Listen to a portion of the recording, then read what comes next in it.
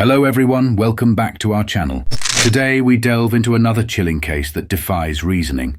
At its center is an 18-year-old boy, full of life and a bright future. But fate took a dark and unexpected turn, unraveling a tragedy no one saw coming. Without further ado, let's get into the case. In the heart of Bangladesh, an 18-year-old boy named Shibli Sadiq Hirdoy was known for his honesty and unwavering work ethic. Ironically, the same traits that often lead to prosperity and success for others became the very curse that sealed his fate. Sadiq was born in the ancient port city of Chattogram, a place where the bustling seaports have been a beacon for travelers and traders for centuries. Yet, despite the city's rich history, Sadiq's family struggled to make ends meet. His father, Shafiq, drove a truck for a living, while his mother, Nahid Akhtar, stayed home to care for their modest household. Sadiq was their only child, their pride and joy. From a young age, Sadiq was passionate about his studies, determined to rise above the poverty that shackled his family. He took on a job at a nearby poultry farm, not because he wanted to, but because he had to. His father's earnings barely covered their basic needs, but what began as a means to pay for college quickly became something more. Sadiq's diligence and skill didn't go unnoticed. He was soon promoted from a regular worker to a manager. Despite his newfound authority, Sadiq remained humble, continuing to work tirelessly and with integrity. Over time, Sadiq saved enough money for his education and gained the respect of his peers, who were much older than him. As a manager, he ensured that everyone on the farm worked with the same level of honesty that he valued so deeply. However, his unwavering commitment to integrity sometimes led to friction with his friends, conflicts that, while minor, hinted at the darker forces at play. On the morning of August 28, 2023, Sadiq left for work, just as he did every day. But that evening, he did not return home. At first, his parents assumed he had been given extra responsibilities at the farm. But as the hours ticked by, their concern grew. By midnight, they were frantic, calling his phone repeatedly. But Sadiq, who had always been so obedient, did not answer. It was a silence they had never known before. Morning came, and still no word from Sadiq. His parents' worry turned to dread as they desperately searched for any sign of their son. They called the farm owner, only to be met with more silence. Panic set in as they realized their son was truly missing. Then, on the morning of August 29th, the phone rang. Relief washed over them when they saw Sadiq's number. But when they answered, their hearts sank. It was Sadiq, but his voice was filled with fear. He whispered urgently that he had been kidnapped and had been held in a car for the past 12 hours. Before he could say more, the call was abruptly cut off. Now his parents knew their son was in grave danger. His mother, Nahid, frantically tried to call him back, but each attempt was met with silence. Just as they were about to seek help from the police, the phone rang again. This time, a stranger's voice came through, cold and threatening. "Your son is with us," the voice said. "If you want him back alive, don't call again. Gather 1.5 million taka quickly. We will tell you where and when to deliver the money in our next call." The clock was ticking, and Sadiq's life was hanging in the balance. Before we move further, it's important to note that the currency in Bangladesh is known as the taka. Now, as I mentioned earlier, Sadiq's family was not well off by any means. They struggled daily just to make ends meet, and the idea of raising even 1 lakh taka was beyond their reach. But with their only son's life hanging in the balance, they had no choice but to attempt the impossible. Over the next 3 agonizing days, they exhausted every avenue in their desperate quest to gather the ransom. They pleaded with relatives, reached out to neighbors, and even sought the help of those in their community. But by the 31st of August, despite all their efforts, they had barely managed to collect even a fraction of the demanded 1.5 million taka. On August 31st, the kidnappers called Sadiq's parents once more, pressing them for the ransom. This time, Sadiq's parents, already pushed to the brink, told the kidnappers that it was simply impossible for them to gather such an enormous sum. Surprisingly, the kidnappers seemed to relent. "Fine," they said. "Bring us 2 lakh taka, and we will release Sadiq." It was an unusual move for kidnappers, a compromise that almost hinted at an eerie familiarity with the family's financial plight. It was as if the kidnappers knew from the outset that squeezing such a large sum from this poor family was never realistic. Even with this reduced demand, Sadiq's parents were still overwhelmed. They explained to the kidnappers that even 2 lakh taka was beyond their means. The response they received was chilling. "If you can't give us the full amount, we will kill Sadiq," the voice on the other end warned. The gravity of those words weighed heavily on Sadiq's parents, who, despite their fear, begged for more time. They managed to negotiate a 4-day extension to scrape together what they could. Desperate and determined, they turned to shopkeepers and others in their community, hoping for a miracle. Some, moved by their desperation, contributed what little they could. Others, unfortunately, could not help. Despite the immense struggle, Sadiq's parents managed to gather the 2 lakh taka within the 3 days. With the money in hand, they were now in a tense state of anticipation, waiting for the next call from the kidnappers. That call finally came on the afternoon of September 4th. The kidnappers directed Sadiq's father to bring the ransom to a location near the Bandarban district headquarters. The threat was clear. If he involved the police, Sadiq's life would be forfeited. Sadiq's parents, fearing for their son's safety, dared not take any risks. They followed the kidnappers' instructions to the letter. Sadiq's father arrived at the designated location, clutching the ransom money, his heart pounding with fear and hope. It wasn't long before 2 figures emerged from the shadows, their faces concealed, revealing only their eyes. They didn't waste time with words. They took the money from Sadiq's father and turned to leave. As they departed, they offered a single ominous assurance: "Your son will reach home before you do." Those words filled Sadiq's father with a fragile hope, and he hurried back home as fast as he could. On his way, he thought to himself that he paid the money his son should be home by now, and this dreadful episode was almost over, but their story was about to take a turn for the worst. When he arrived, Sadiq was nowhere to be found. His wife, Nahid, anxiously asked if their son had been seen. The absence of Sadiq sent a cold wave of dread washing over both of them. Sadiq's father recounted every detail of his encounter with the kidnappers to his wife. The more they talked, the more the anxiety built up. But still, they clung to hope.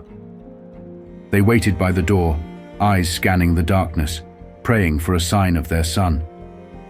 Night fell, but Sadiq did not return. Another long night passed, filled with mounting fear and despair.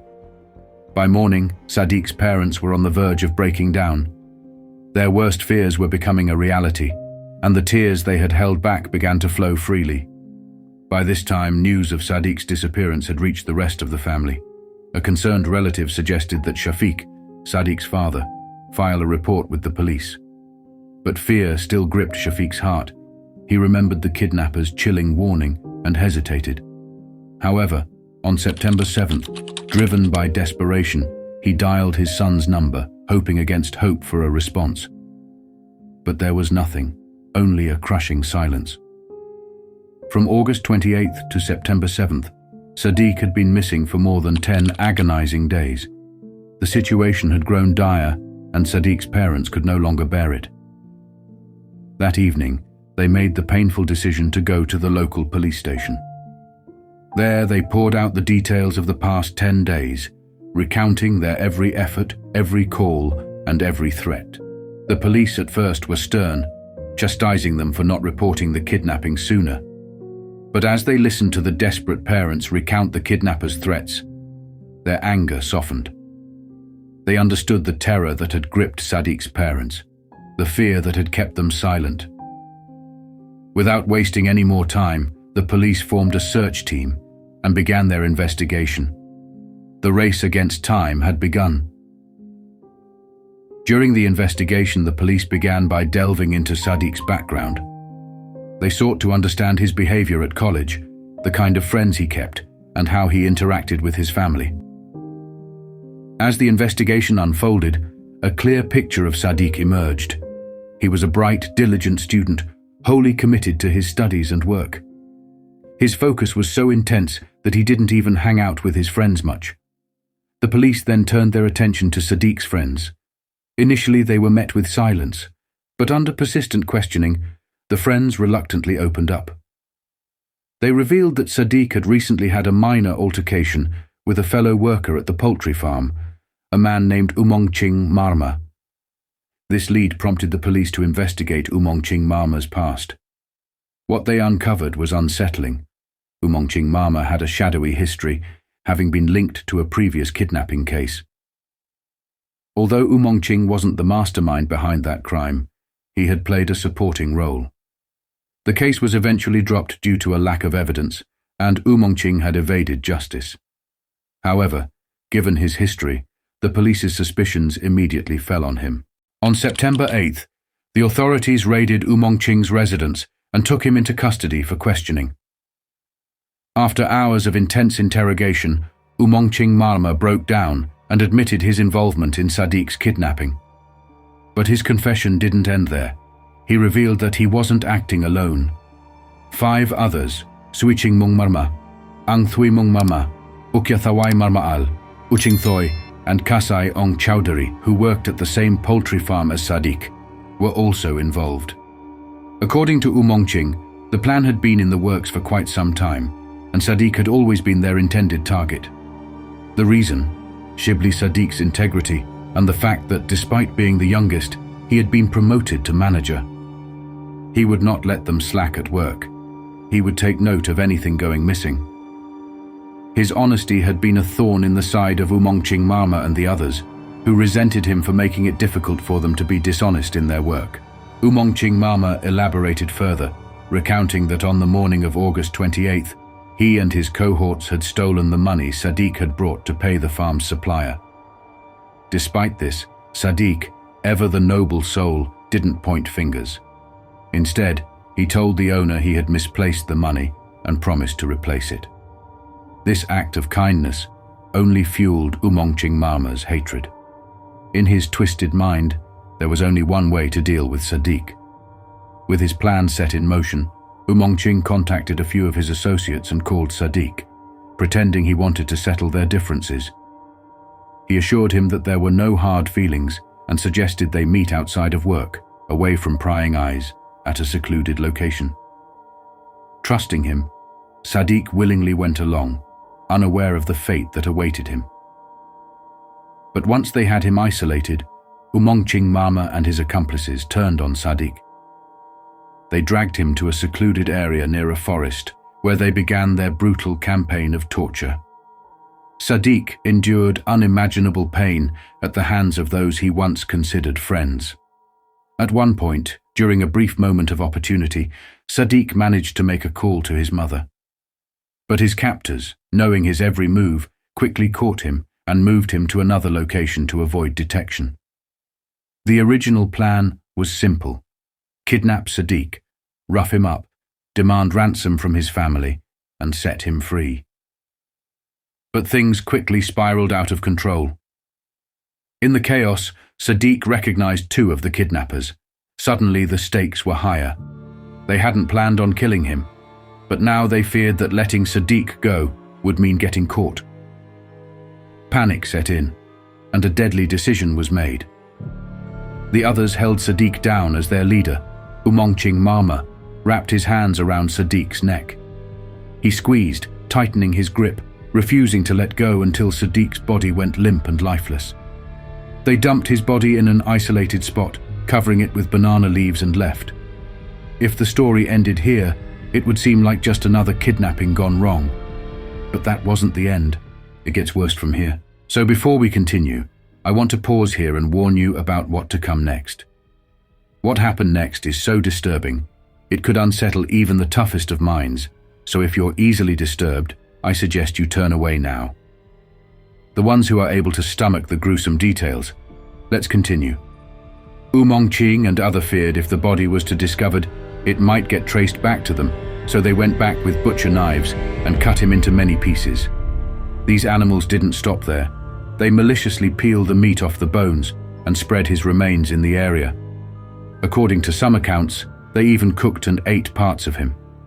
Whether or not this was true, it quickly became a major headline on social media, igniting outrage throughout the city.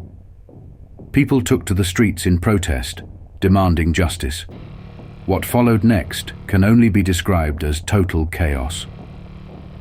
On September 11th, as police was transporting Umongching Mama, one of the murder suspects, an angry mob blocked their path, overwhelmed the officers, and dragged the suspect from the vehicle. In a frenzied act of vengeance, they beat him mercilessly and didn't stop until he drew his last breath. Some called it justice, others saw it as savage lawlessness. You can draw your own conclusion. Acting on kidnappers' testimony, the police launched an exhaustive search for Sadiq's body. Their efforts paid off on September 15th, when they discovered the gruesome remains and clothes. The body was identified and returned to Sadiq's heartbroken parents, marking the tragic end of a young life full of promise. Sadiq's only crime was his unwavering honesty, and it cost him his life. The brutal nature of his death and the cold-hearted confessions of his murderers left no doubt in the police's mind. They would pursue justice relentlessly, ensuring that these criminals paid dearly for their heinous acts. And so, Sadiq's story concludes here, a grim reminder of the dangers that can lurk even among those we trust. With this, I end today's tale. We're committed to bringing you more mind-bending cases every week. If you enjoy our content, please support us by liking this video and subscribing to our channel. Your support helps us continue sharing these incredible stories. Until we meet again, take care and stay safe.